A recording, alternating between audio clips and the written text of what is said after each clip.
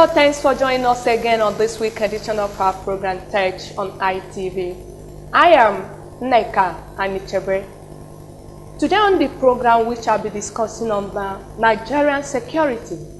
And I have a very person who is in the best position to highlight on these issues. But we'll introduce him after the break. Please don't go anywhere.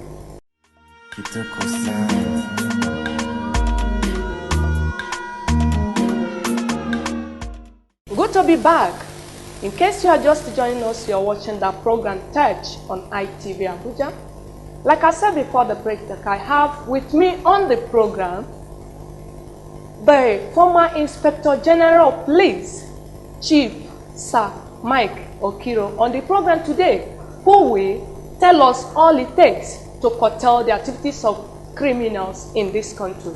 Sir, you're welcome to this program, Touch on ITV. Thank you very much. So, first of all, as you are the former Inspector General of Police, you are in charge of security in this country.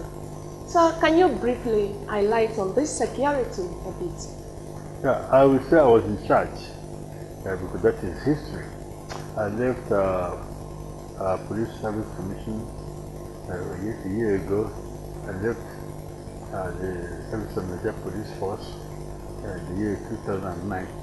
So it's 9 years now I left the police. So it's still very fresh in our memory. Yeah, well, it's still fresh because I'm still in the country. I haven't gone anywhere. And my services were still needed in Police Service Commission.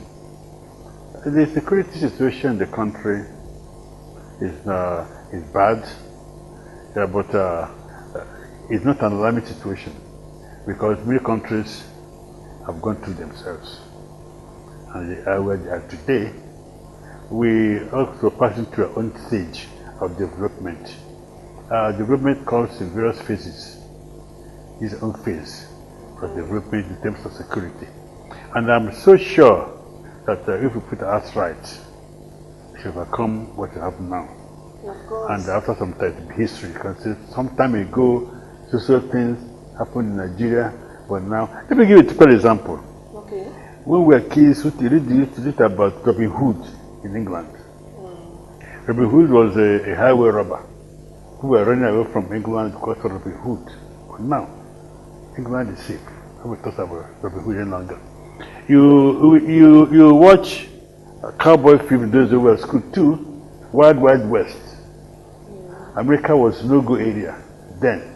That made them approve people to carry arms to protect themselves. But now, things are bad in America, but not as bad in those days. So I'm saying in Nigeria that things are bad now. But if we can put our heads together, do what we're supposed to do, in a few years' time, we can look at the security in Nigeria as it's not the past. Okay, so people are saying that the police are doing well, but they still need more effort. Do you agree with that statement? Of course I do agree with it. Police need some effort, both on the part of the police and also on the part of the citizenry. Because police cannot work alone.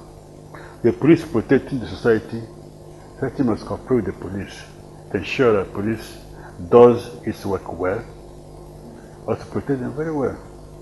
I said some time ago that for you to have adequate security in a society, you have to have a police force. The police force must be where people, I would say, have adequate strength and manpower to do the job of the police. Two, the policemen must be trained too. Or if you are not trained, it's just like buying a car, call somebody, give me a key. He doesn't know how to drive. He had never driven in his life. So you're wasting your time, wasting your money and energy. Also, the police must be equipped. They're saying that as you train them, you recruit them, you train them, you equip them. I give the example of a car.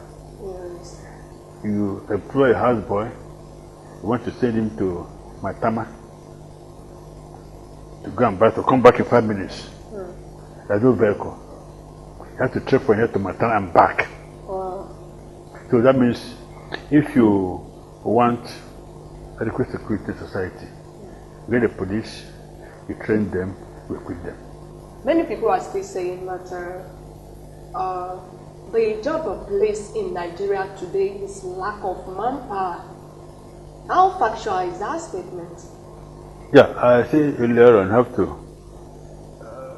beef up the security of the police to protect 200 million people. Though these days, you find out manpower is being taken to the back burner.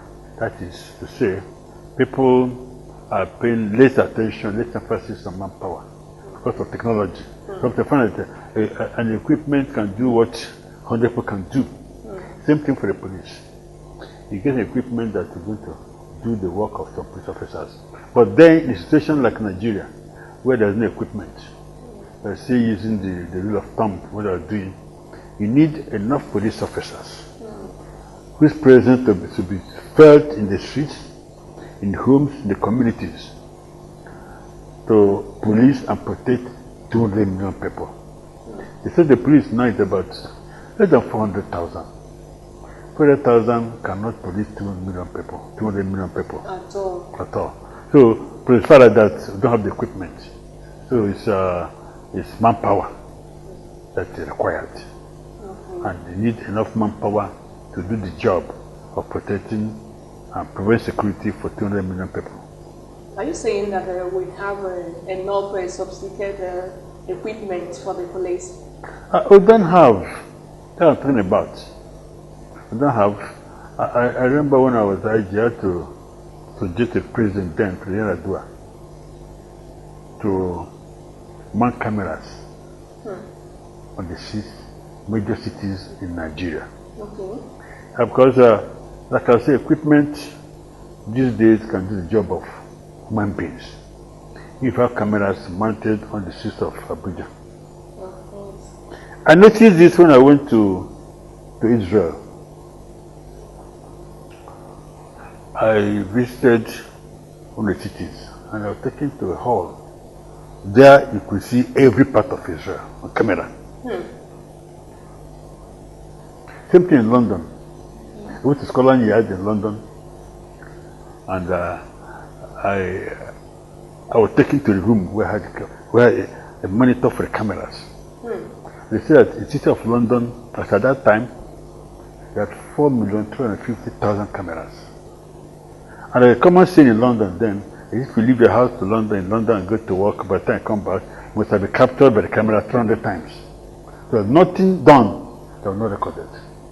So, the situation like this in Nigeria, you don't have this. And I commended that to late President Adua.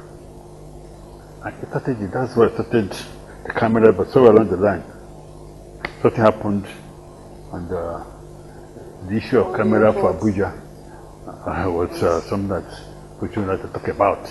Otherwise, the cameras, technology, so to say, will assist a police society like Nigeria.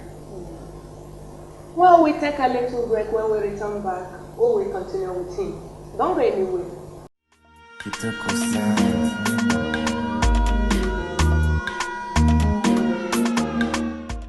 You're welcome back. Remember that the program is still Church on ITV, and we are still discussing with Chief Sir Mike Okili, the former Inspector General of Police and also former Chairman of Police Service Commission. Sir, you have made mention of cameras, installing cameras in the streets of Abuja and other states in this country. What is really the problem? What is holding this camera from not functioning very well? I would rather say, I suggested that issue of camera to the president then, a bad idea, and by the time it was implemented, I left. I saw people putting cameras on the streets of Abuja. For some time, I didn't see them again. I don't know what happened. I never got to find out. It's not necessary for me to find out. Like any other Nigerian, we observed that the cameras that are being put there, suddenly, either they are vandalized or disappeared. And I think the fact that those things that doesn't mean you have to give up. Because whatever was the problem or the cause of the effectiveness of the cameras should be addressed so that we can have a better aware police society. These are cameras, it control traffic. Sometimes, like I was saying that earlier on, I said all these things we are now, advanced countries are part with them. If you drive the streets of Abuja, people don't obey the traffic light. That happened before even in London. Because I remember when I went to London, a friend took me out, I saw past, there was a flash. He said, "Oh, Kira, don't die, you." What happened? He said, "I beat the traffic light, the camera had caught me." Quit means people have been doing it, they now install camera. Once you beat the traffic light, the camera will catch you. You just pap. 2 or 3 days later, they bring a notice to your house. They beat the traffic light, so they find you have to pay. People that have done that, people beating traffic light before, that made them invent this idea of having cameras to traffic lights. So, what I'm trying to say is that these cameras serve so many purposes, not only crime, traffic light, even missing persons. A child can go, you can go to public place with your child and the child is missing. The camera pick it up. The camera trace where the child went to. So the cameras play dual, in fact, multi purposes to make a society grow. You find that even in shopping malls, we have cameras. If you steal it, they can catch you. So they're essential. Well, away from that, there are a lot of kidnapping, killing, and the rest of crimes in the Northeast today. So, what do you have to say concerning the issues in the Northeast? Yeah, the Northeast had 2 problems, or 3 problems, turned into one. The insecurity that was engendered by Boko Haram. They have the normal kidnapping that is the bane of society around Nigeria, plus other crimes. So that's why Northeast is a special area. Because apart from the normal crime, we have Boko Haram holding sway, making people feel unsafe. No matter what you do to get against kidnapping and other crimes, if you're within the zone of Boko Haram, you're in trouble. So Northeast is the one that I like the government is taking proactive action to ensure that the military stem the fight, stem the cause of insecurity being created by Boko Haram in the Northeast. And also the issue of kidnapping is across the whole country. Kidnapping is not anything new in Nigeria. It's not new, but it has come to a level where it becomes a general concern for everybody. It happens almost on a daily basis. It happens almost everywhere. It started long ago, but the militants in the Niger Delta brought it to limelight by kidnapping workers, oil company workers, asking for ransom. And when they feel that company workers, you see, they now proceeded to other people. Other people frequently see that you can make money from kidnapping. So it became a national scourge. In terms of insecurity in this country, what, from your own opinion, your suggestion, what do you think is the way forward? There are so many ways forward. One of them is to equip the security agencies. Equip them properly. We're going to massive community awareness. Because security is not is a collective responsibility of everybody, not a preserver of any particular agency or police. Everybody is concerned or should be concerned about security. Security of his or herself, the neighbor, the family, the community, the property, their property and everything. You can't, let me give you a different example. You can't just, because you have the police, matter roadblock somewhere, or have security policemen in your house, you go home, leave your door open. From the gate to your bedroom, you leave open and sleep because I have policemen in front of my house. No! Security is your own responsibility for your own protection. The responsibility of the community for the community protection. So, people should not look at security agencies as their responsibility. No. So, for us to really fight security, everybody should be involved.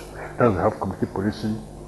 That's why I have, in areas that people have vigilante groups, we have several civilian JTF.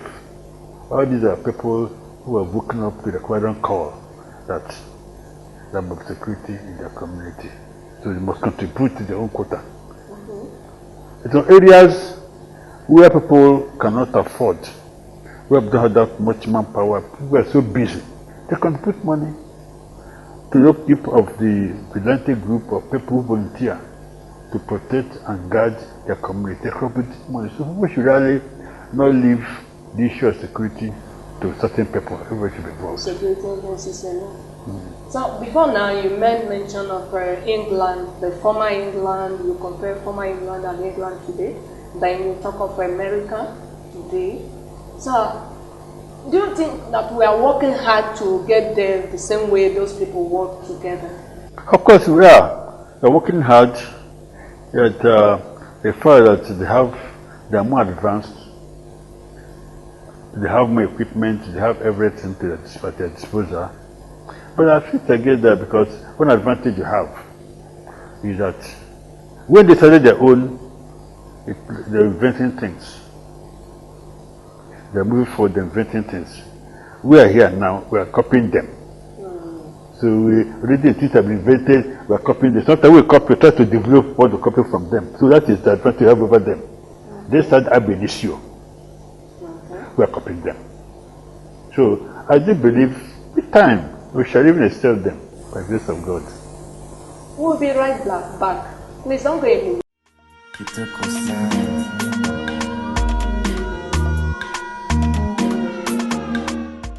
You're welcome back, and the program is still Church. You are still hearing from Chief Okio. Sir, finally on this segment, what is your advice to Nigerian security agencies first? Yeah, my advice to Nigerian security agencies is that they have a duty to perform. They have a role to play. They have a constitutional responsibility. They have work for which they are being paid. And if somebody employs you, you do for the employed. If somebody calls you to come and build this table, you build a stool instead. They might not be happy. So the security agencies have been employed to protect society. They must do their best. They must show that patriotic zeal of putting their best to provide security, provide whatever the government and the people of Nigeria have employed them to do. That is one. On the side of the community themselves, you realize also that the police officers, the security agencies have been employed to protect them. They should assist. You see, one of the problems that we have here is that people don't seem to bring information to police or other security agencies unless when it concerns them. If it concerns them, they don't feel bothered. If it concerns a relation, as if a relation is a criminal, don't even give information. They try to protect the relation with the criminal, which is not so in advanced countries. If you remember the story of the Oklahoma bombing some years back, when the camera caught this person, his picture was put to television, it was his brother. They went to report him. Yes. They cannot happen in Nigeria. Can't somebody, in Nigeria, they will go and hide him. Of course. But not so. We're advancing. Wow. So, before I let you, there's this thing that is bothering you, the statement that people have been making out there. Let's say that politicians in Nigeria are the cause of insecurity. Do you agree with that? I thought I don't. When we didn't have politicians, we had military rule that was still insecurity. You remember? Robbery in those days, when you see an Indian, there was military rule, there wasn't a civilian rule. So it won't be wrong to say politicians are the causes of insecurity or they create insecurity in Nigeria. No, insecurity has been there, so not done by politicians. The only way we can say that maybe politicians, some of them hire these people as thugs, treat them as thugs, equip them. Now, after the elections, either they won or lost, those youths they employed, they equipped, now have nothing to do. Sometimes they use those arms to go into criminality. Sometimes they use the method that their principal has taught them to go into criminality. So that's the only area, but you can't say politicians do not come out plainly to call security. Maybe actions that they took before or after the election that in a way has created insecurity. Do you have any advice to the youth?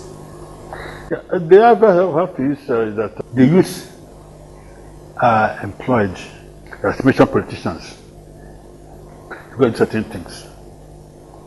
When I was contesting for election, I used to say it. I said, look, my children are in school. I'll not employ you to go and do things I not tell my children to do.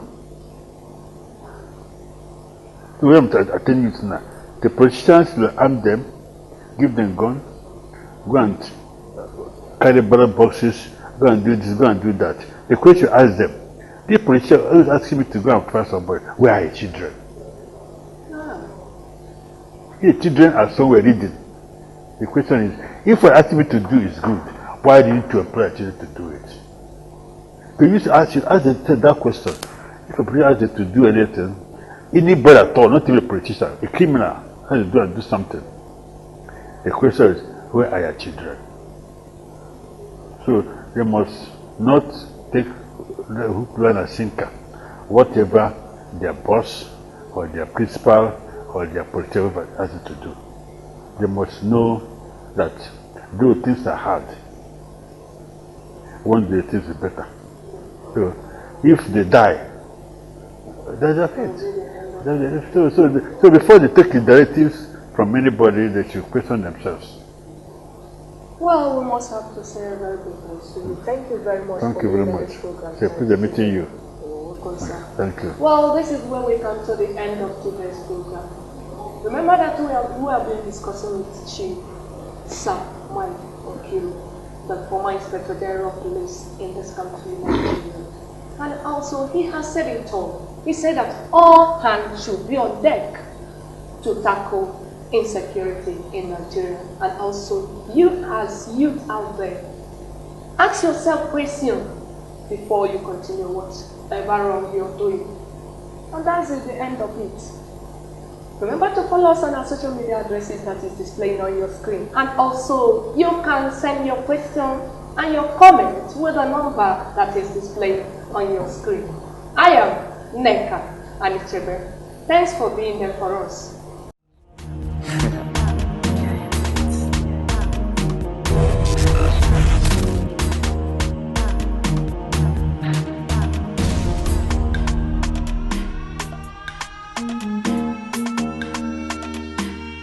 Kita